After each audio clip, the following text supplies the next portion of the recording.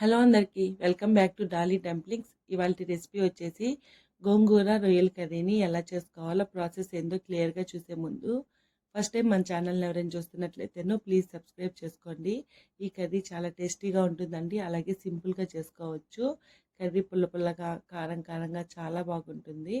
ఇప్పుడు ప్రాసెస్ చూసేద్దాము. దీనికోసం ముందుగా గోంగూర ఆకుల్ని శుభ్రంగా వలిచి తీసుకోవాలి. ఇక్కడ కాడలు లేకుండా వలిచి తీసుకోవాలండి. అలాగే ఎర్ర గోంగూరని యూజ్ చేస్తున్నాను. మన చేత్తో ఒక గుప్పెడంత ఆకుల్ని తీసుకోవాలి. వెయిట్లో అయితే మాత్రం 250 గ్రామ్స్ వరకు గోంగూర ఆకుల్ని తీసుకోవాలి. నేను ఇక్కడ ఎర్ర గోంగూరని యూజ్ చేస్తున్నానండి. ఈ ఆకుల్ని శుభ్రంగా వాష్ చేసుకొని పక్కకు ఉంచి స్టవ్ ఆన్ చేసుకొని కడాయి పెట్టుకొని 3 టేబుల్ స్పూన్ల వరకు ఆయిల్ వేసుకొని ఆయిల్ వేడైన తర్వాత గోంగూర ఆకుల్ని వేసుకొని మంటని మీడియం టు లోలోకి అడ్జస్ట్ చేసుకుంటూ ఈ గోంగూర ఆకుల్ని మెత్తగా ఉడికించుకోవాలి.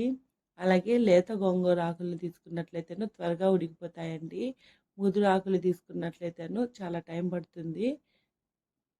ఈ గోంగూర ఆకుల్ని మధ్య మధ్యలో కలుపుతూ మూత పెట్టుకొని మెత్తగా ఉడికించుకోవాలి.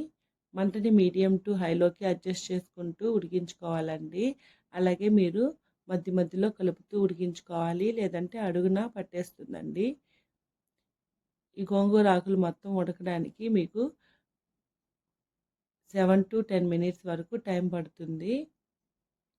ఇలా మధ్య మధ్యలో కలుపుతూ ఉడికించుకోవాలి. మీకు ఎక్కడైనా గోంగూర ఆకుల్లా కనిపించినట్లయితేను గెంటితో కాస్త గట్టిగా మ్యాష్ చేసినట్లయితేను బాగా మెత్తగా ఉడికిపోతుంది.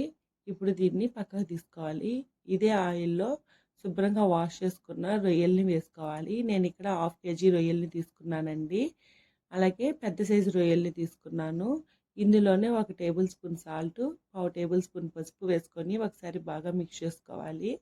ఇందులో వాటర్ ఏమీ వేయాల్సిన అవసరం లేదండి. రొయ్యల్లోంచి వాటర్ వస్తుంది.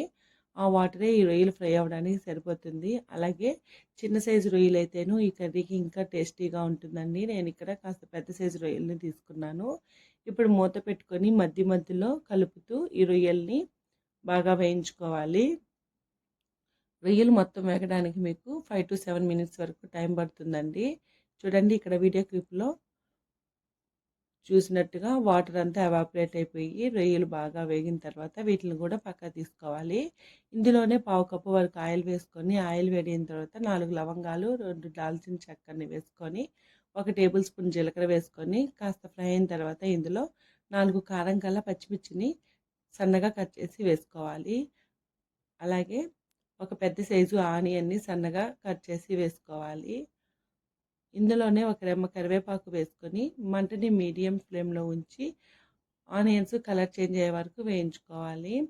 ఇందులో 1/2 టేబుల్ స్పూన్ వరకు సాల్ట్ వేసుకొని కాస్త ఫ్రై అయిన తర్వాత 1 టేబుల్ స్పూన్ అల్లం వెల్లుల్లి పేస్ట్ వేసుకొని అల్లం వెల్లుల్లి పేస్ట్లోంచి పచ్చివాసన పోయి ఆయిల్ పైకి తేలే వరకు మంటని మీడియం టు లో ఫ్లేమ్లోకి అడ్జస్ట్ చేసుకుంటూ వేయించుకోవాలి. ఇందులోనే ఒక మీడియం సైజు టమోటాని చిన్న చిన్న ముక్కలుగా కట్ చేసి వేసుకొని టమోటాలు మెత్తగా మగ్గే వరకు ఫ్రై చేసుకోవాలి. మధ్య మధ్యలో కలుపుతూ ఫ్రై చేసుకోవాలండి, లేదంటే మసాలా అడుగు పట్టేస్తుంది. ఇప్పుడు ఇందులో 1/2 టేబుల్ స్పూన్ వరకు పసుపు వేసుకోవాలి. ఇందులోనే 1 టేబుల్ స్పూన్ ధనియాల పొడి, 1/2 టేబుల్ స్పూన్ జీలకర్ర పొడి వేసుకొని ఒకసారి బాగా మిక్స్ చేసుకోవాలి. ఇప్పుడు ఇందులో 1 టేబుల్ స్పూన్ వరకు కారం వేసుకోవాలి. కారం అనేది మీరు తినే స్పైసీని బట్టి వేసుకోవాలండి. మనం ముందుగా పచ్చిమిర్చి వేసుకున్నాం కాబట్టి కాస్త కారాన్ని అడ్జస్ట్ చేసుకొని వేసుకోవాలి. ఇందులోనే 2 టేబుల్ స్పూన్లు వాటర్ వేసుకొని ఈ మసాలా అంతా ఒకసారి మిక్స్ చేసుకొని మూత పెట్టుకొని 1 నిమిషం పాటు ఉడికించుకోవాలి. చూడండి, మసాలా మీద నుంచి ఆయిల్ పైకి తేలిన తర్వాత మనం ముందుగా ఫ్రై చేసి పెట్టుకున్న రొయ్యల్ని వేసుకొని ఇందులోనే 1 టీ గ్లాస్ నిండా వాటర్ని యాడ్ చేసుకొని ఒకసారి బాగా మిక్స్ చేసుకొని మూత పెట్టుకొని మరో 5 నిమిషాల పాటు ఉడికించుకోవాలి. చూడండి, వీడియో క్లిప్లో చూపించే విధంగా మధ్య మధ్యలో మూత తీసుకుంటూ ఉడికించుకోవాలి. ఇప్పుడు ఇందులో మనం ముందుగా ఫ్రై చేసి పెట్టుకున్న గోంగూరని పేస్ట్ని వేసుకోవాలి. ఇలా గోంగూర పేస్ట్ని వేసుకొని కర్రీ మొత్తంలోకి కలిసేలాగా మంటని సిమ్లో ఉంచి బాగా మిక్స్ చేసుకోవాలి. ఇప్పుడు ఇందులో 4 టేబుల్ స్పూన్ల వరకు వాటర్ని యాడ్ చేసుకొని ఒకసారి బాగా మిక్స్ చేసుకొని సాల్ట్ సరిపోయిందో లేదో చెక్ చేసుకొని సాల్ట్ని అడ్జస్ట్ చేసుకోవాలి. అలాగే 1 టేబుల్ స్పూన్ గరం మసాలా వేసుకొని ఒకసారి బాగా మిక్స్ చేసుకోవాలి. ఇప్పుడు మూత పెట్టుకొని ఈ కర్రీని ఒక 5 నిమిషాల పాటు ఉడికించుకోవాలి.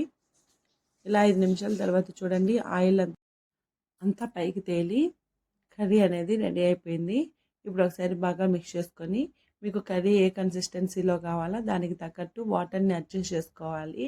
నాకైతే ఈ కన్సిస్టెన్సీ సరిపోయిందండి. ఇప్పుడు దీన్ని సర్వింగ్ బౌల్లోకి తీసుకోవడమే. చూడండి ఈ కర్రీని వేడి వేడి అన్నంలో వేసుకుని తిన్నట్లయితేను టేస్ట్ అయితే చాలా బాగుంటుంది. అలాగే ఈ రొయ్య పీసు కూడా గట్టిగా ఏముండదండి, చాలా సాఫ్ట్గా ఉంటుంది. చూశారు కదా గోంగూర ప్రాన్స్ కర్రీని ఎలా చేసుకోవాలో. ఈ వీడియో మీకు నచ్చితే లైక్ చేయండి, షేర్ చేయండి. అలాగే మరిన్ని రెసిపీస్ కోసం మన ఛానల్ని సబ్స్క్రైబ్ చేసుకోండి. ఈ రెసిపీ మీరు ట్రై చేస్తే మీకు ఎలా కుదిరిందో కామెంట్ చేయండి. Thank you for watching.